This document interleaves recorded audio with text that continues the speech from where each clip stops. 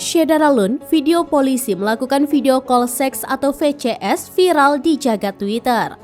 Oknum polisi itu ternyata personel jajaran Polda Jawa Tengah. Melansir tribunmuria.com, dalam video yang beredar, polisi berinisial A melakukan masturbasi dengan posisi berdiri menggunakan seragam dinas polisi. Beberapa kali ia menjulurkan lidahnya sembari mulut berpose seperti menyedot sesuatu. Kabid Humas Polda Jawa Tengah Kombes Pol M. Iqbal Al-Qudusi dalam keterangan tertulis pada Senin 5 Desember 2022 membenarkan bahwa oknum yang tampak dalam video tersebut merupakan anggota Samapta Polres Pekalongan.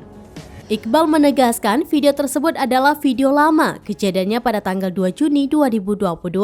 Anggota tersebut juga sudah selesai dilakukan sidang Komisi Kode Etik Polri atau KKEP. Dalam putusannya, oknum yang bersangkutan dijatuhkan hukuman pemberhentian tidak dengan hormat atau PTDH. Ia mengimbau supaya masyarakat berbijak dalam bermedia sosial sebab video tersebut sudah lama tetapi selalu diunggah. Kombes Pol Iqbal menegaskan Undang-Undang ITE menanti bagi yang masih nekat untuk kembali mengunggah video memalukan tersebut di platform manapun.